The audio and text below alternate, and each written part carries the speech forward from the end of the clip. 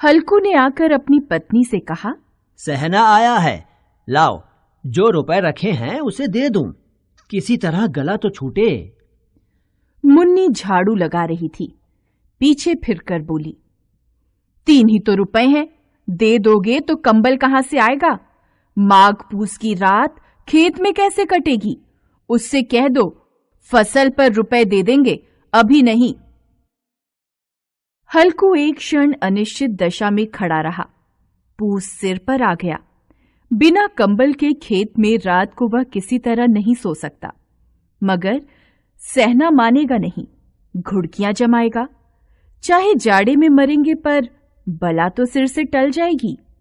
यही सोचता हुआ वह अपनी पत्नी के पास गया और खुशामद करके बोला, ला दे दे, गला तो छूटे, कंबल के लिए कोई दूसरा उपाय सोचूंगा।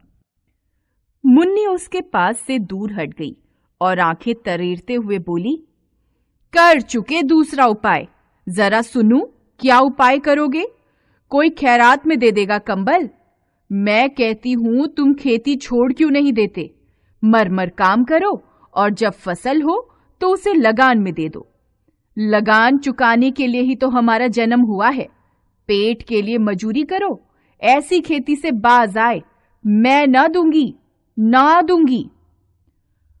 हल्कू उदास होकर बोला, तो क्या गाली खाऊं?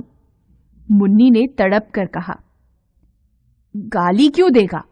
क्या उसका राज है?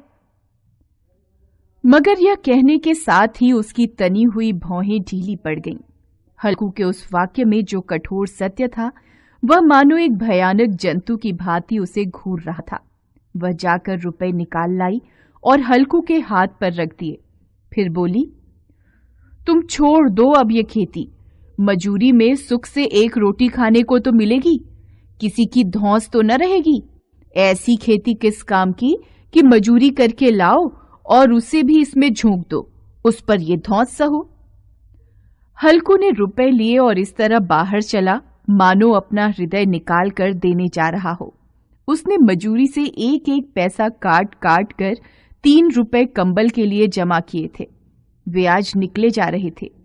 एक पग के साथ उसका मस्तक अपनी दीनता के भार से दबा जा रहा था।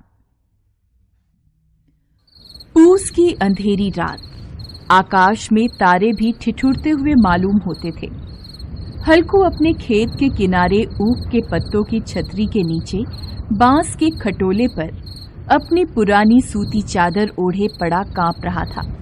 खाट के नीचे उसका संगी कुत्ता जबरा पेट में मुंह डाले सर्दी से कूं कूं कर रहा था। दोनों में से एक को भी नींद नहीं आ रही थी। हल्कू ने घुटनों को गर्दन में चिपकाते हुए कहा, क्यों जबरा, जाड़ा लगता है? कहता तो था घर में पुआल पर लेटा रहे। तू यहाँ क्या लेने आया था? खाओ ठंड, मैं क्या करूं? जानते थे मैं यहाँ हलवा पूरी खाने आ रहा हूँ। दौड़े दौड़े आगे आगे चले आए। अब रो नानी के नाम को। जबरा ने पड़े पड़े दुम हिलाई और अपनी कूकू को दीर्घ बनाता हुआ एक बार जम्हाई लेकर चुप हो गया। उसकी श्वान बुद्धि ने शायद ताड़ लिया कि स्वामी को मेरी कूं से नींद नहीं आ रही है। हल्कू ने हाथ निकालकर जबरा की ठंडी पीठ सहलाते हुए कहा, कल से मत आना मेरे साथ, नहीं तो ठंडे हो जाओगे। यह पछुआ न जाने कहां से बर्फ लिए आ रही है। किसी तरह बस रात कट जाए। यह खेती का मजा है। और एक एक भाग्यवान ऐसे पड़े हैं जिनके पास जाड़ा जाए तो गर्मी से घबरा कर भागे। मोटे गद्दे, लिहाफ, कंबल तकदीर की खूबी है। मजूरी हम करें, मजा दूसरे लूटें। जबरा ने हल्कू के मुंह की ओर देखा। हल्कू, आज और जाड़ा खा ले। कल से यहाँ मैं पुआल बिछा दूंगा, उसी में घुसकर बैठना, तब जाड़ा न लगेगा। जबरा ने अपने पंजे उसके घुटनियों पर रख दिए और उसके मुंह के पास अपना मुंह ले गया। हल्कू को उसकी सांस गर्म लगी। हल्कू निश्चय करके लेटा कि चाहे कुछ भी हो, अब सो जाऊंगा। पर एक क्षण में ही उसके हृदय में कंपन होने लगा। कभी इस करवट लेटता, कभी उस करवट, पर जाड़ा किसी पिशाच की भांति उसकी छाती को दबाए हुए था। जब किसी तरह न रहा गया, उसने जबरा को धीरे से उठाया और उसके सिर को थपथपाकर उसे अपनी गोद में सुला लिया। कुत्ते की देह से न जाने कैसी दुर्गंध आ रही थी, पर वह उसे अपनी गोद से चिपटाए हुए ऐसे सुख का अनुभव कर रहा था जो इधर महीनों से उसे न मिला था। जबरा शायद समझ रहा था कि स्वर्ग यही है, और हल्कू की पवित्र आत्मा में तो उस कुत्ते के प्रति घृणा की गंध तक नहीं थी। अपने किसी अभिन्न मित्र या भाई को भी वह इतनी ही तत्परता से गले लगाता। दशा इस अनोखी मैत्री ने जैसे उसकी आत्मा के सब द्वार खोल दिए थे। उसका एक एक अणु प्रकाश से चमक रहा था। सहसा जबरा ने किसी जानवर की आहट पाई। इस विशेष आत्मीयता ने उसमें एक नई स्फूर्ति पैदा कर दी थी, जो हवा के झोंकों को तुच्छ समझती थी। वह झपट कर उठा और छतरी के बाहर आकर भौंकने लगा। हल्कू ने उसे कई बार पुचकार कर बुलाया, पर वह उसके पास नहीं आया। खेत में चारों ओर दौड़कर भौंकता रहा। एक क्षण के लिए भी आता तो तुरंत ही फिर दौड़ पड़ता। कर्तव्य उसके हृदय में अरमान की भांति उछल रहा। 1 घंटा और गुजर गया। रात ने शीत को हवा से धधकाना शुरू कर दिया। हल्कू उठ बैठा और दोनों घुटनों को छाती से मिलाकर सिर को उसमें छिपा लिया। फिर भी ठंड कम न हुई। ऐसा जान पड़ता था सारा रक्त जम गया है और धमनियों में रक्त की जगह हिम बह रहा है। उसने झुककर आकाश की ओर देखा कि अभी कितनी रात बाकी है। सप्तर्षि अभी आकाश में आधे भी नहीं चढ़े। ऊपर आ जाएंगे तब कहीं सवेरा होगा। अभी पहर भर से ऊपर रात है। हल्कू के खेत से कुछ दूर आमों का बाग था। पतझड़ शुरू हो गया था। बाग में पत्तियों का ढेर लगा हुआ था। हल्कू ने सोचा चलकर पत्तियां बटोरूं और उन्हें जलाकर खूब तापूं। रात को कोई मुझे पत्तियां बटोरते देखे तो समझे कोई भूत है। कौन जाने कोई जानवर ही छिपा बैठा हो। मगर अब जाड़े में भी तो बैठे नहीं रहा जाता। उसने पास के अरहर के खेत में जाकर कई पौधे उखाड़ लिए और उनसे एक झाड़ू बनाकर हाथ में सुलगता हुआ उपला लिए बगीचे की तरफ चला। जबरा ने उसे आते देखा तो पास आया और दुम हिलाने लगा। हल्कू ने कहा, अब तो नहीं रहा जाता जबरू, चलो बगीचे में पत्तियां बटोर कर तापें। अभी तो रात बहुत है। जबरा ने कूं कूं करके सहमति प्रकट की और आगे आगे बगीचे की ओर चला।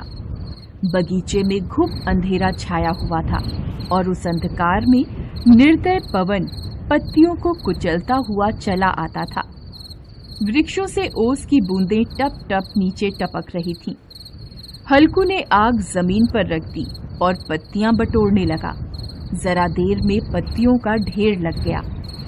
हाथ ठिठुरे जाते थे, नंगे पांव गले जाते थे और वह पत्तियों का पहाड़ खड़ा कर रहा था। थोड़ी देर में अलाव जल उठा। उसकी लौ ऊपर वाले वृक्ष की पत्तियों को छू छू कर भागने लगी। हल्कू अलाव के सामने बैठा ताप रहा था।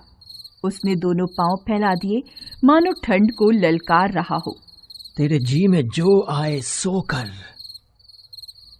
ठंड की असीम शक्ति पर विजय पाकर वह विजय गर्व को हृदय में छिपा न सकता था। उसने जबरा से कहा, क्यों जब्बर, अब तो ठंड नहीं लग रही है? जब्बर ने कूं कूं करके मानो कहा, अब क्या ठंड लगती ही रहेगी। पहले से यह उपाय न सूझा, नहीं तो इतनी ठंड क्यों खाते। जबरा ने पूंछ हिलाई। पत्तियां जल चुकी थीं। बगीचे में फिर अंधेरा छा गया था। राख के नीचे कुछ कुछ आग शेष थी, जो हवा का झोंका आ जाने पर जरा जाग उठती थी, पर एक क्षण में फिर आंखें बंद कर लेती थी। हल्कू ने फिर चादर ओढ़ ली और गरम राख के पास बैठा हुआ एक गीत गुनगुनाने लगा। उसके बदन में गर्मी आ गई थी, पर ज्यों-ज्यों शीत बढ़ता जाता था उसे आलस्य दबाए लेता था। जबरा जोर से भौंककर खेत की ओर भागा। हल्कू को ऐसा मालूम हुआ कि जानवरों का एक झुंड उसके खेत में घुस आया है। शायद नीलगायों का झुंड था। उनके कूदने और दौड़ने की आवाजें साफ कान में आ रही थीं। फिर ऐसा लगा कि वे खेत में चर रही हैं। उनके चबाने की आवाज सुनाई देने लगी। उसने दिल में कहा, नहीं, जबरा के होते जानवर खेत में नहीं आ सकता। वह नोच ही डालेगा। मुझे भ्रम हो रहा है। अब तो कुछ नहीं सुनाई देता। मुझे भी कैसा धोखा हुआ। उसने जोर से आवाज लगाई, जबरा, जबरा। जबरा भौंकता रहा, उसके पास नहीं आया। फिर खेत में चरे जाने की आहट मिली। अब वह अपने को धोखा न दे सका। उसे अपनी जगह से हिलना भी जहर लग रहा था। इस जाड़े पाले में खेत में जाना, जानवरों के पीछे दौड़ना असूझ जान पड़ा। वह अपनी जगह से नहीं हिला। उसने जोर से आवाज लगाई, लिहो, लिहो, लिहो। जबरा फिर भौंक उठा। जानवर खेत चर रहे थे। फसल तैयार थी। कैसी अच्छी खेती थी, पर दुष्ट जानवर उसका सर्वनाश किए जा रहे थे। हल्कू पक्का इरादा करके उठा, पर 2-3 कदम पर एकाएक हवा का ऐसा ठंडा, चुभने वाला, बिच्छू के डंक सा झोंका लगा कि वह फिर बुझते हुए अलाव के पास आ बैठा और राख को रेत कर अपनी ठंडी देह को गरमाने लगा। जबरा अपना गला फाड़े डालता था। नीलगाय खेत का सफाया किए डालती थी और हल्कू गरम राख के पास शांत बैठा हुआ था। अकर्मण्यता ने रस्सियों की भांति उसे चारों ओर से जकड़ रखा था। उसी राख के पास गरम जमीन पर वह चादर ओढ़कर सो गया। सवेरे जब उसकी आंख खुली तब चारों ओर धूप फैल गई थी और मुन्नी कह रही थी, क्या आप सोते ही रहोगे? तुम यहां आकर रम गए और उधर सारा खेत चौपट हो गया। हल्कू ने उठकर कहा, क्या तू खेत से होकर आ रही है? मुन्नी बोली, हां, सारे खेत का सत्यानाश हो गया। भला ऐसा भी कोई सोता है? यहां मड़ैया डालने से क्या लाभ हुआ? हल्कू ने बहाना बनाया, मैं मरते मरते बचा। तुझे अपने खेत की पड़ी है। पेट में ऐसा दर्द हुआ कि मैं ही जानता हूं। दोनों खेत की दशा देख रहे थे। मुन्नी के मुंह पर उदासी छाई थी, पर हल्कू प्रसन्न था। मुन्नी ने चिंतित होकर कहा, अब मजूरी करके मालगुजारी भरनी पड़ेगी।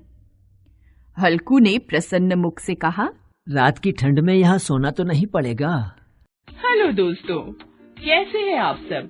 हमारी कहानियाँ देखने के लिए हमारे चैनल को सब्सक्राइब कीजिए और हाँ, बेल आइकॉन पर क्लिक करना मत भूलिएगा।